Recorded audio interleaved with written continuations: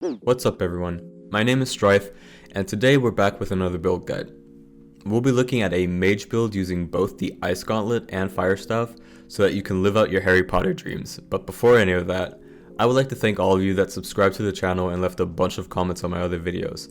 We were at 20 subscribers before the Life Staff build guide, and at the time of writing this script we're already at 650 subs.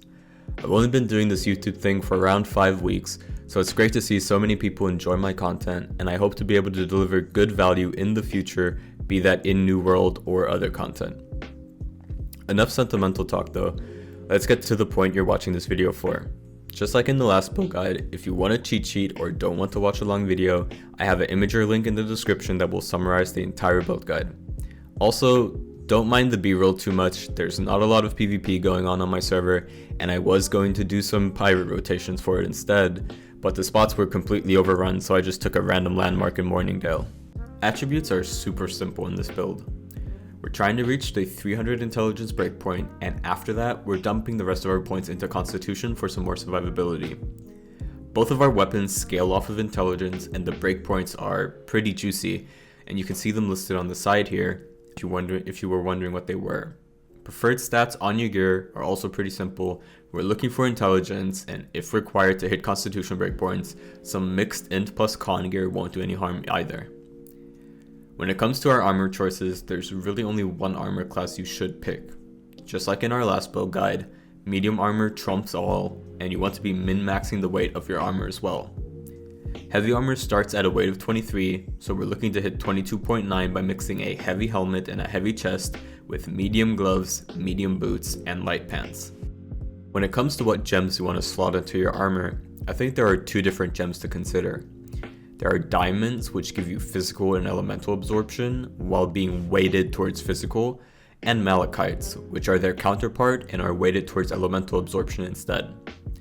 I would try to always take a look at the current meta and determine which ones are better suited in that meta, but if you don't want to change around your gems a lot or don't care about min-maxing, you can slot in diamonds and malachites in a 3:2 ratio depending on whichever type of defense you want to stack more. When considering our offensive gems, there's one pick that perfectly suits the Ice Gauntlet, which is again a malachite. Malachites give the cruel effect, which gives us a % more damage against targets with crowd control effects on them. Since Ice Storm is our main source of damage and it is always applying slow to the targets inside of it, this gem slot is a no-brainer. For our Fire Staff, we'll be slotting in an Opal gem since its conditional for its buff is the most easily sustainable one out of all the other gems. With an Opal, we get a % damage boost whenever we are not full stamina. This should be pretty easily achievable with our small hops from the medium armor class. Something quick to mention about perks is that any perks that buff the abilities we use are fine, however, you do not want to be using the Unending Thaw perk for the Ice Gauntlet, since it bugs out your Ice Storm and makes it so that it only applies damage once and not for the rest of its duration. With all of that out of the way, let's get to our weapon builds.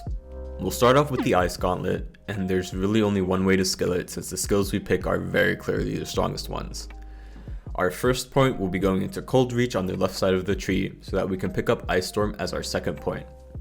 Ice Storm is the bread and butter of this build, so we'll be fully upgrading it with our next 3 points as well, gaining 10% more damage versus enemies that are under 50% HP, a mana reduction on Ice Storm while at full mana, and our fifth and most important point, 10% more damage for each enemy inside of our Ice Storm in the process. With our sixth point, we skill Quick Frost on the other side of the tree so that we can pick up our remaining 2 skills.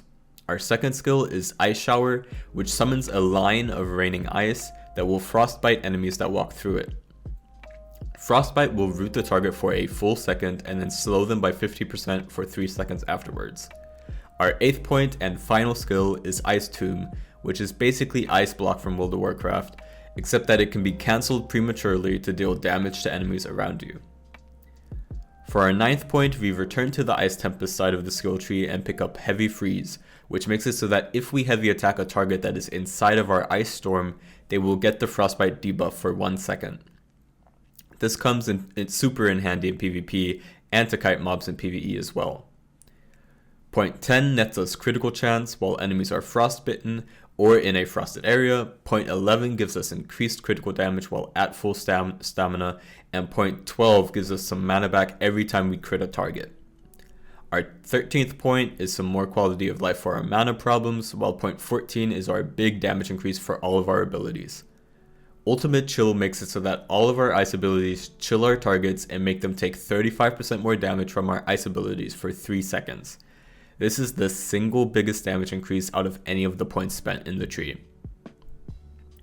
After grabbing that, we want to make sure to finish upgrading our Ice Shower with points 15, 16, and 17, grabbing us increased Ice Shower duration, a 25% speed boost while entering Ice Shower, and a 10% armor reduction for any frostbitten enemy respectively. Our last 2 points will be spent on Refreshing Frost, which gives us 20% cooldown reduction if we cast Ice ability inside of a frosted area, and Defiant Freeze, which gives us 20% Fortify buff every time we cast the Ice ability. Now, the Fire Staff on the other hand has a few skills that some people would take over upgrading Fireball, for example, but I feel like this is a overall good build and especially good for wars, so let's get to it. Our first 3 points will be going into grabbing our first skill, Pillar of Fire, and its upgrades, giving us 40% more damage to full HP targets and giving us 10% mana back for every enemy that is hit by the spell. Our next point will grab our second skill, Fireball, after which we swap trees to the Pyromancer side to pick up Pyromania with 0.5 and our last skill, Incinerate, with 0.6. Incinerate is basically a AoE that goes outwards from us, and since it knocks back the enemy around us, can be used to create some space while doing damage. For points 7, 8, and 9, we're going back to the Fire Mage tree to pick up Spellslinger, Singe, and Prophet of a Fire God, which all boost our damage when it comes to critical hits. Our 10th point goes into Fiery Restoration, giving us minus 10% cooldown reduction after every Fire Staff heavy attack, with our next point grabbing the first upgrade for Fireball, followed by Runes of Helios on the bottom of the tree. Runes of Helios makes it so that after we cast a fire ability, a rune appears on the ground. If we stand in the rune, we gain 30% spell damage while the rune lasts for 7 seconds, and it's on a 30-second cooldown. After grabbing that, we finish out Fireball's upgrades, gaining 10% of our max mana and a 7% cooldown reduction if we direct hit someone with Fireball. The rest of our points will be spent in the Pyromancer tree, first fully upgrading Incinerate, giving us additional burn stacks on Incinerate, Life Leech from its damage, and the ability for it to hit twice. Point 17 gets us Watch It Burn, which makes it so that our light attacks set our targets on fire, followed by Let It Burn, which gives us a 10% Fortify buff when a target is burning, and our last point going into Kindle, which makes our burning last 20% longer. There are people that would rather pick Clear Mind and Clear Casting in the Fire Mage tree over upgrading Fireball, for example, but I'll leave that decision to you and your playstyle. Gameplay on this build is actually also quite simple. While your cooldowns are up for Ice Gauntlet, you want to be frostbiting your targets with Ice Shower and having them stand in Ice Storm while auto-attacking them with heavy and light attacks. And while your Ice Gauntlet skills are on cooldown, you swap to your Fire Staff and cycle through your abilities there. I would say that this is the strongest build for Wars that is out right now, but after the ninja nerfs that AGS did for AoE spells, I'm not so sure anymore if it's effective to have multiple mages. We still don't know if it's a bug or not, or if it was their way of fixing AoE stacking. I personally hope that it's a bug and it's not their solution to the AoE problem, because it's a super lazy fix that makes even having 2 people use the same weapon feel really bad. For those that haven't heard, apparently AGS has ninja fixed, meaning not having documented it in the patch notes, the way that AoEs interact with each other, and spells of the same type, meaning the same name, will not stack anymore and instead will have the newest cast overwrite the old one.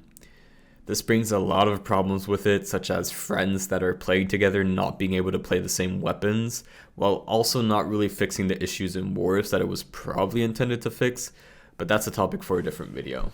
But that's about it. If you liked the video, make sure to give my other videos a watch, and if there are any questions or you would like to suggest the topic of the next video, please feel free to leave a comment down below, and if you enjoy my content, leave a like for the algorithm and subscribe to the channel. With that being said, until next time, peace.